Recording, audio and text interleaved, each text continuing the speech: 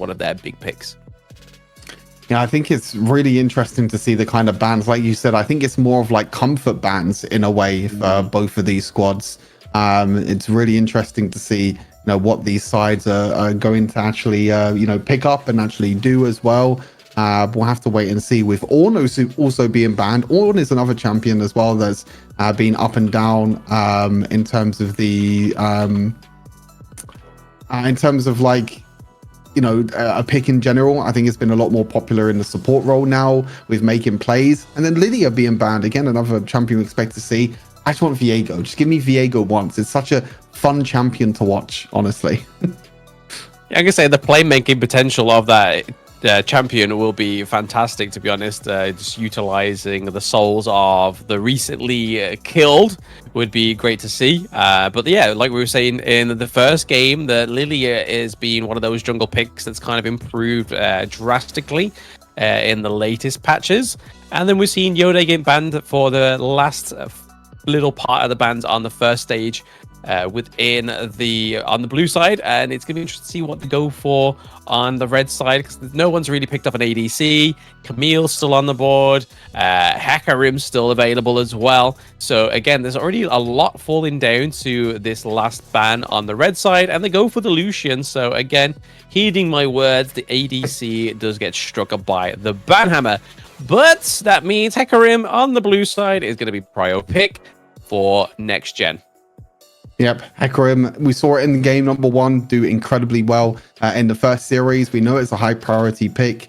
Banning champions like Yasuo and Lucian instead are definitely very interesting. Again, even open at Hecarim, which I feel like is one of the best junglers at the moment in this current meta. So no Viego on the blue side for Subsidiary in this game. But we're going back to this again. Come on, guys. This is supposed to be a new patch. This is supposed to be. We have not casted Wild Rift Esports, and we have not seen Wild Rift Esports for quite some time. Please, can you not pick Camille Galio every single game?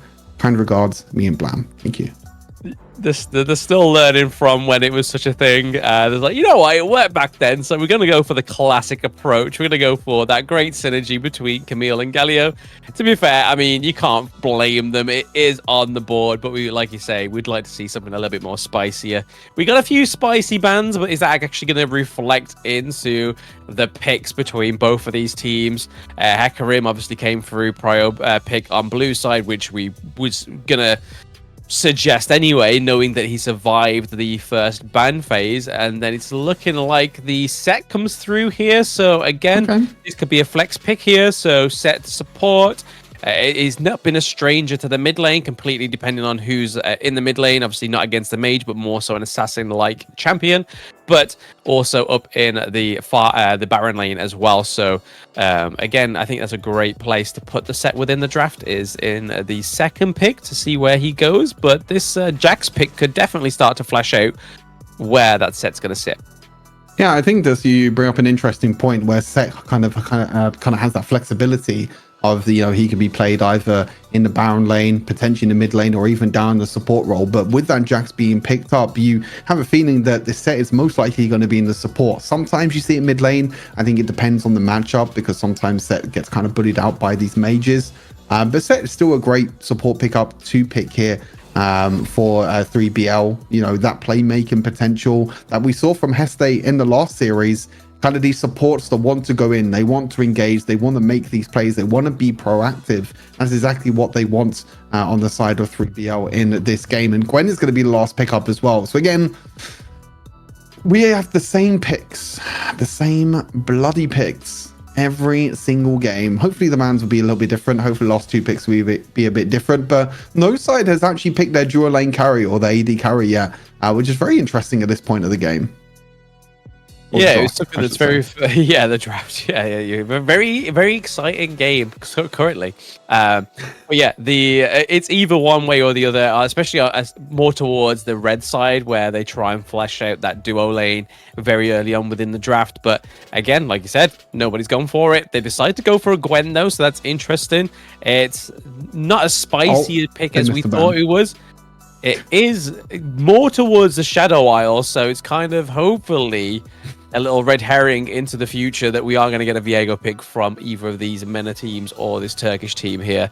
But yeah, miss out the ban. That's such a rookie move. I mean, come on, there's so much more you could have banned there. There's great mid champions available for selection, and Red side ban out the Asol and they ban out the Zeri, which we were speaking about in the first game. Zeri coming through, but not quite. She has been halted at the ban gates. Yeah, I'm not going to be coming out this time around. Have to wait until potentially next game to pick up the Zeri. I think this is just more of a case of Zeri being a champion that maybe is a little bit more difficult to master compared to the likes of, you know, Lucian, Kaiser, and Zaya, that what we've been seeing a lot. They don't forget the second ban, though. They do ban away that to Vladimir. And that means that the first pick is going to go to Subsidiary here to see what they're going to pick up and what champions they want to secure in this first round of the second part of the draft. They already have a pretty beefy front line with the likes of Camille, Galio, and also that Gwen. And what AD carry do they want to fit with that as well? It's just going to be more crowd control with this Varus. So much CC already on the side of Subsidiary. And it might be kind of difficult, though, because you're against the likes of Jackson, Hecarim, that throwing a mobile AD carry like Varus is going to be very, very difficult for him to try and keep himself alive. Yeah, the only thing you can really hope is that the Chains of Corruption lands onto the right champion that is about to harass you, like the Hecarim or the Set. So, like you said, very immobile kind of ADC champion on the side of Subsidiary. But they've got quite a bit of lockdown there. Like, they've got the Galio, they've got the Camille, they've got Varus's Chains of Corruption as well. So once they land that, Gwen can hopefully come through and try and pick off those low health champions on the side of next gen. But we see the Kaiser come through again, so we could see Kaiser being picked up there in the... So it looks like, yeah, it's going to be Set support. It's got to be, because nobody else is going to be support there on the side of the next gen. And then we're going to get Jax up into the Baron lane, and then a Kali in the mid.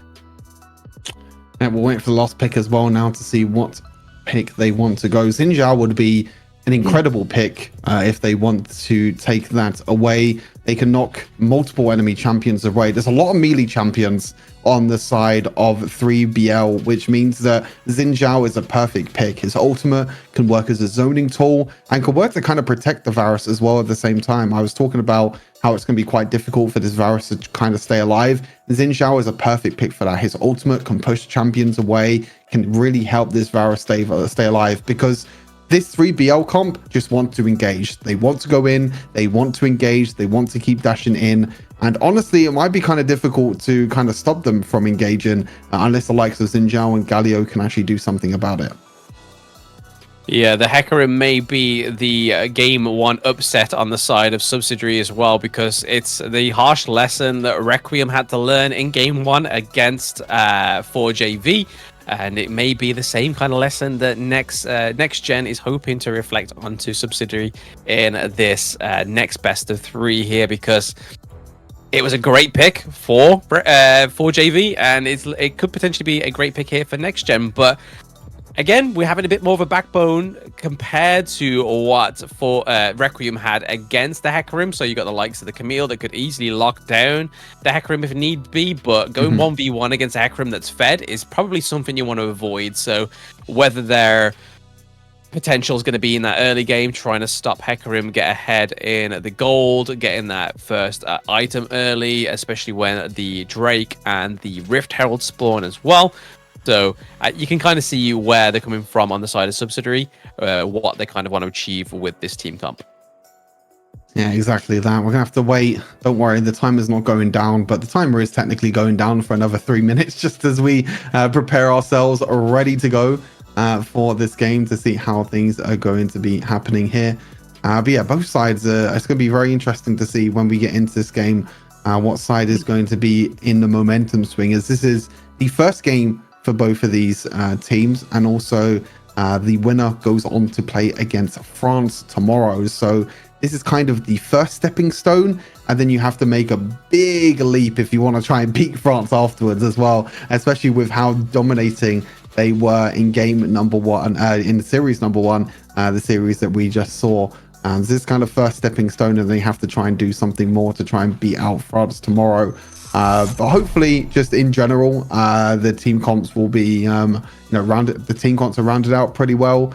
I think the engage potential of the blue side here for 3BL is definitely going to be really strong. But again, as you mentioned, the lockdown potential for Subsidiary means that they can try and catch champions off guard, or even try and just peel this Varus. But I feel very worried at the moment for this Varus in the bot lane, because there's just a lot of dive, and I don't know if there is enough. And you have Xin Zhao to knock him away, you have the Camille to knock him back, you have Galio, which can knock up, but is that enough? You're going to have all 5 of the champions diving on this Varus, like every single one of them. Even the Kaiser's probably going to ultimate into the back line as well. It's going to be a difficult time for sure. Yeah, you're not going to you're not going to envy the Varus in this game one matchup, but I do think the draft is slightly better on the side of the red team here. I am going to go towards Subsidiary, even though they do have the Hecarim on side of next gen. I think that's the only thing that would sway me more towards the blue side with the Hecarim pick. But again, you've got the like a set that can obviously Showmaker. I believe his ultimate is the Varus into his team. That can then literally lead on to the Akali, as Chatter has completely said that I'm saying it incorrectly. But Akali can then have his way with the Varus as well. And then Kaiser, so serving up some warm meals can set. So. And then obviously Jax don't have the All Breaker anymore, but I don't think it's going to be a problem for Jax to just hammer down that Baron lane, as we know that Jax's favorite thing to do is just focus the Baron lane, run down those turrets, and just basically punish your enemy team because they think you're not in the team fight. They think the team fight's going to be a little bit easier being a 4v5 or whatever the odds are, but however, doesn't really matter when you Jax is running down your lane, and then it turns out that Jax has a lot of gold and a lot of items the next time you encounter him in a team fight. Yeah, exactly that. Hopefully we'll be able to get into a game shortly. Yeah, I think this is an exciting matchup between both of these teams. Like I said, both Turkey and MENA, both really strong regions, both really strong countries to try and have the bragging rights. As I mentioned, this tournament in general is for bragging rights, but it does allow you to qualify for the tournament next weekend, which is the big one, the big main event for everything that's been built up over time. It's going to be next weekend, which is going to be quite exciting, which the winner of this tournament will be able to qualify for that, and then there's a prize pool in that tournament. So you have prizes to play for next week, which is going to be really important, I think, for most of these teams. Absolutely. And as we get into the game, so a little bit of a pause there, but we are back, and yeah, like you said, it's going to be really interesting to see how this game goes. We're having a bit of a chill from Galio in the red side. Is a bit being chilling there. Already we see Set rotating around to the mid lane, offering support to the Akali, as the chatter pulled me up incorrectly.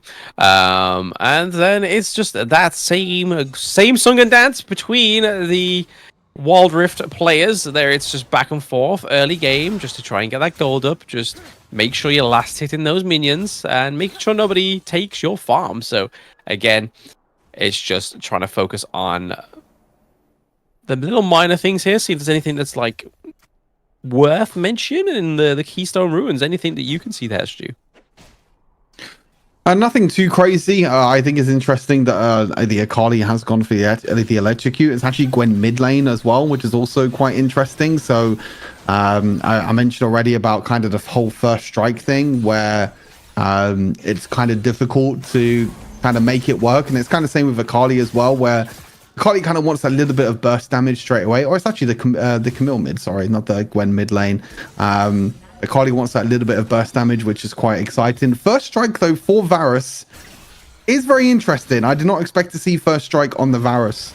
You normally see things like Conqueror or even Phase Rush for Varus. Again, the champion that kind of wants these quick trades. Whereas first strike's a little bit difficult because, yes, you do poke with your first ability, but you don't really do damage after that, because in this game especially, you have to stand so close to the enemy champions for it to be able to work. And that means that if you can't stand close enough, then it's going to be, really difficult for you to try and make full use of this first strike rune. Yep, it's all about landing it and try. I mean, if you get hit first, then good riddance. But again, they do have the poke from the Kaiser, so if they position the Varus pretty well, I don't think there'll be a case of that losing the first strike or losing the benefits of first strike there for the Varus, because obviously the long range hero. But like you said, in the draft, quite immobile when you've got the likes of Hecarim set to contest with as well. So we'll pray for Cappuccino here. Royal taking a lot of damage as well. Knock up onto the... Okay, it's Terrified coming through onto Xin Zhao. Pox the ultimate, but it's not going to be enough. Cappuccino coming through with that last hit, but Shadow and Kira's Kid comes through from the mid lane, pick up the Xin Zhao, and then we see the Varus actually drop as well, thanks to the set.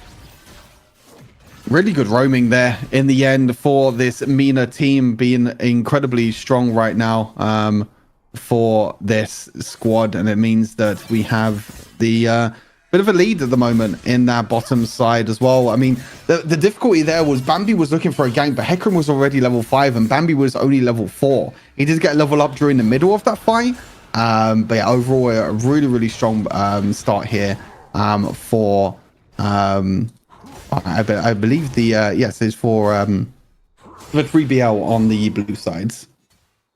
Yes, we were just a bit of a mistake there up in the top part of the game, but yeah, it is next gen on the side of blue, and then it is Subsidiary on the red side there. But yeah, 2-1 in currently of the kills there, so up already is Mena with the kills and the gold ever so slightly as well. Hecarim already... No, well, I mean, Xin Zhao's done a great job to close the gap of the gold, because it was actually going towards that 500-600 region, the gold difference there. But that's going to be waiting. Xian gets into the thick of it. Xin Zhao does fall, so it's currently a 3-1 trade for Turkey here. So a big clapback, a definitely needed team fight there that went in the favor of Team Turkey. So well played to Subsidiary there, getting a 3-1 trade, which is a miracle compared to what happened down in that bot lane. Yeah, good comeback, good team fight there for Team Subsidiary going for that mid lane play. You saw the kind of the roam potential there of the Galio. Unfortunately, Bambi did die. Not the best of starts here really for this game, going 0-2 right now, but the bot lane and the mid lane really popping off. This lockdown that they can pop off here with the Camille and the Galio, such a classic combo that has been in Wild Rift really since day one, and has never really escaped the potential of just how strong it can offer towards a team fight.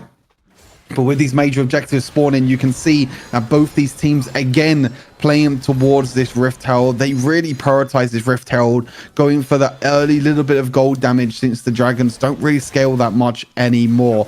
But what team will be able to secure it? The Eye does get hit, and the Herald is going to be going backwards and forwards, but set with the engage and Akali on the flank. And this is exactly what I was talking about, with the Varus completely exposed on the back line. All 4 members of 3BL just go straight onto the Varus, and it's a clean team fight here for Mina and 3BL. The Bambi actually stole away the Rift Herald in the end, but I don't think that's going to do too much. Momentum is in the hands here of Mina. Yeah, they got a fantastic rotation going around there on the side of next gen. So starting the Drake here, but fair play to Subsidiary. They did manage to pick up the Rift Herald, but like you said, it was pretty much a non-starter. They managed to get a few turret platings, but we're seeing some damage control come through here on the side of Subsidiary. They managed to pick up the Kaiser. Within that one, they pick out the Jax as well, and down goes Hecarim. So 2 champions that were in game match 1 were unkillable. They didn't lose a single life on the side of the French team, have been completely run down already on the side of the Mena team, which is next gen. So well played to Subsidiary for coming back there. They managed to get... They actually, no, they lost the dragon, however. So they gained the Rift Herald, lost the dragon, but gained great kill lead there for the side. So again, in terms of gold, it's definitely in their favor also. So overall, I think it's an overall victory.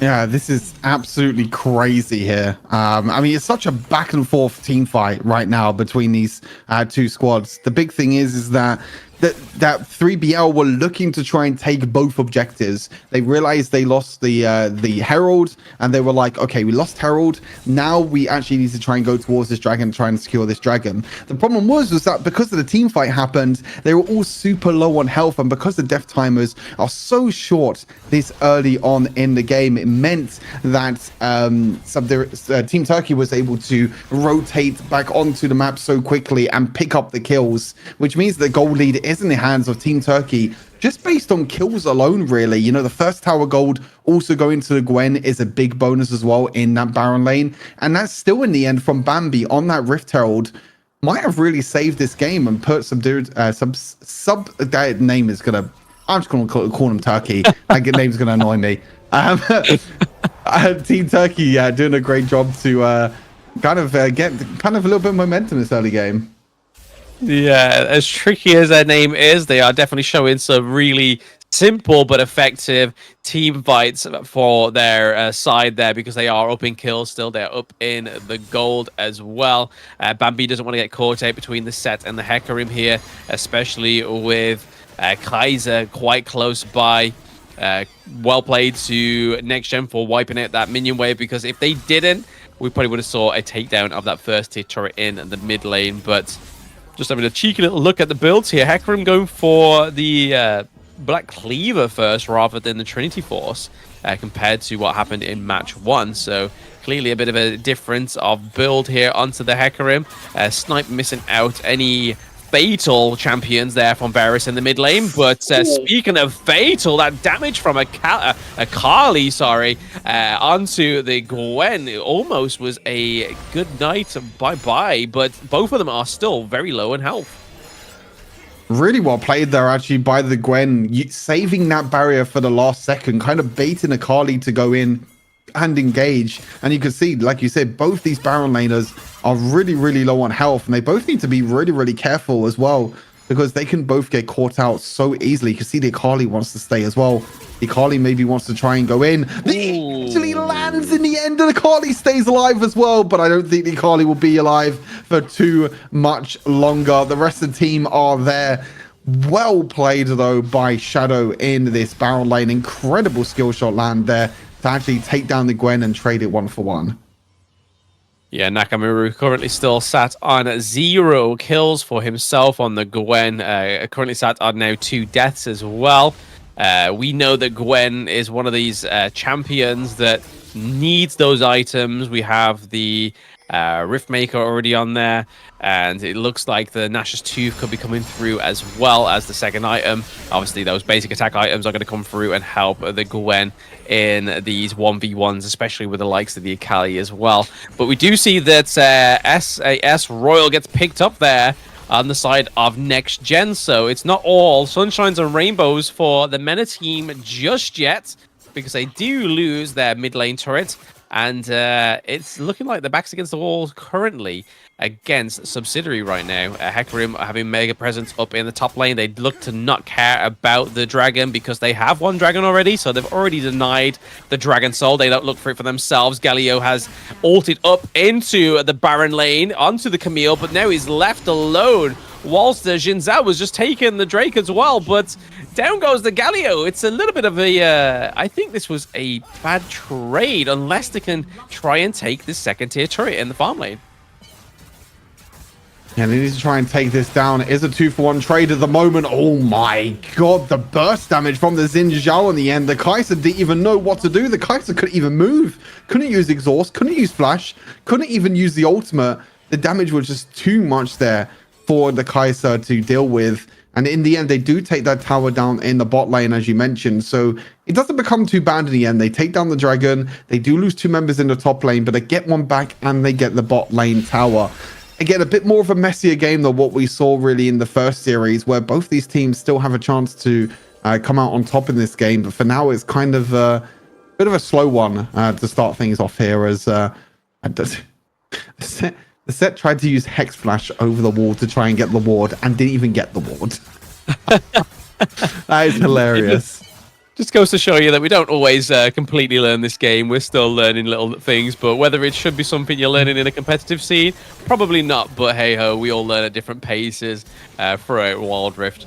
But like you were saying, the great pickup there for that second tier turret for Subsidiary was probably a consolation prize there for them, as they lost 2 members up into the top lane, and then catching the Mountain Drake as well. But obviously it's not going to end in a final soul, unfortunately, for either of these teams. But Nakamura is going to be on a 2v1 here, running down the Jax. Is that shield going to be enough to take down the Kaiser? It is. Double kill picked up for Nakamura there. So going from a non-starter now to 2-2. She started from the bottom, now she is here. Gwen is now currently activated with that plated steel caps, and the Riftmaker and the Nash's Tooth currently built fully now. Oh my god, what an incredible play there from the Gwen. 2 versus 1 against the Jax and the Akali. But a bit of an overstep here for Bambi, and Bambi is unfortunately going to be taken down, but the Baron buff has been secured. So normally in that situation, you expect the Gwen to go down, but you kind of say to, you know, you're the Gwen in that situation. You're like, yeah, I'll die for this. This is fine. My team still gets Baron. I still get Baron when I spawn. But it turns into a perfect scenario here for Team Turkey, and they may be going to get the bot lane tower. They are as well going to get the bot lane tower, and there's nothing really that Mina can do about this situation. 10,000 gold deficit right now. They are, like, look at the bot lane lead, 4,000 gold plus in that bot lane right now for that Varus. And this is going to be so difficult here for Mina to try and come back. Yep, Turkey definitely have Mina on the ropes in game 1, even with the Hecarim. So they've managed to underwhelm the Hecarim pick. And like I was saying in draft, the red team seem to have a bit of a better draft, and they're showing for it here.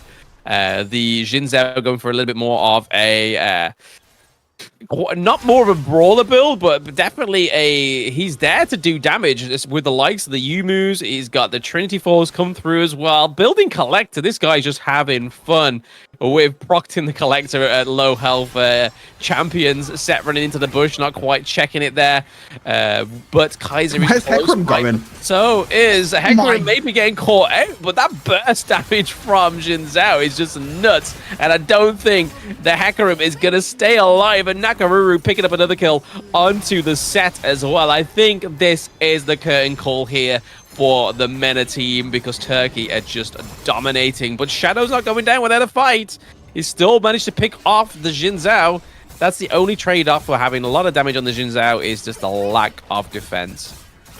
My god, the burst damage. I mean, Xin Zhao's just gone for Collector this game. He doesn't give a damn. He's going straight for Collector. He just wants more and more damage this game. The Jax is going to go down as well. All 3 inhibitor... Oh, no, not just yet. Nearly all 3 inhibitor towers went down there. Yeah. But wow, Bambi is having... had a bit of a shaky early game, but he's just finding Kai'Sa every single time in these fights. And this Kai'Sa is struggling to kind of get going in this game. Yeah, we see the Terminus and the Nash's Tooth come through again. So 3rd game in a row. Yeah, we've had 3 matches, all Kaiser come through. Pretty much the same first 2 items as well, but a little bit of an underperformance here from SAS Royal because of, like we said, Bambi with this burst damage. As soon as Xin Zhao gets anywhere close to the Kaiser, it's pretty much just a settled 1v1 already. There's a takedown. There's so much damage being done by this Xin Zhao, thanks to the likes of the Yumus, Collector as well, just making these kills a lot shorter than they need to be. But 2 inhibitors down, 1 still standing. Is this going to be enough? Is this enough support that MENA have to bounce back from this game 1? I don't think so. Oh my god, the damage is so disgusting. The bot side, the Gwen actually dies this time around, but it's still a 2-for-1 trade though. The Hecarim is trying to escape, but the lockdown is just too much in the end. They are blinking health bars at the moment for Team Turkey, and actually a bit of an overstep there for Bambi means that his Injal goes down. But look, this Varus is he's just jumping in.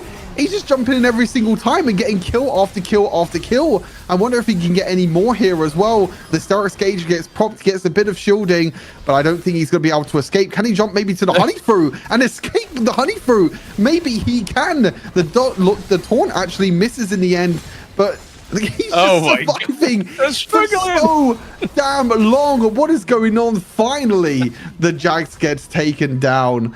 My god, that fight felt like it lasted for a lifetime. That was a proper endurance test there for Jax. He was just sort of like, how long can I last this 2v1? Because without Galio's abilities being off cooldown, there's no damage being done by both of those champions, and he did very well. He managed to sustain it. He picked up a double kill before going down towards the end as well there, but well played by Aziz on the side of Next Gen. If there's nothing to be proud of, it's definitely that one little Jax play there, but still, Subsidiary are ahead of the game. They are 10k ahead in the gold. They are ahead pretty much 9 kills as well. And the turrets, I don't even want to mention it because it's a little bit of a embarrassment for the MENA team, unfortunately, sitting at the 1 turret against 8. But again, another... oh, no, not just yet. Set does go down. The grit save him, but the inevitable does come through onto the set. But I think this is going to be the playmaking end here for Subsidiary to take down the Nexus in game 1. Hecarim just trying his best just to keep them away, tried to terrify them. Shadows went back for a little bit of help onto the Kali, but the minions are rocking through, especially those empowered minions as well. We have the super minions coming through at the Nexus. 4 of the Subsidiary team take down the Nexus as well. GG's in the end. Really good performance here for Team Turkey, for Subsidiary, being able to come out on top in this game. Bit of a shaky early game. I think it was a bit back and forth. You know, there were some kills traded, there were some objectives being traded, but overall, bot lane was just so far behind. Look at that 6,000 gold lead in that bot lane. I mean, Shadow actually had a pretty good performance considering that the rest of his team were kind of running it down a little bit, to be fair, I guess you could say. But Shadow ended the game 7-4-6, so a really good performance with him, and he's kind of the shining light really for this MENA team, being able to try and win out in this series. But overall, it was just too much in the end. I mean, he even did the most damage as well. Looking at 29,000 damage for this Kali, but unfortunately the Kai'Sa just couldn't get going in this game, was just put behind a little bit too much in the early game, and it just meant that this Varus was able to kind of steamroll this game in the end. You know, we kind of talked about in the draft about how they have so much dive for 3BL, and we saw that in the first Rift Herald. You know, that four-man dive all the way into the Varus, killing the Varus, but then after that I felt like Varus didn't really have any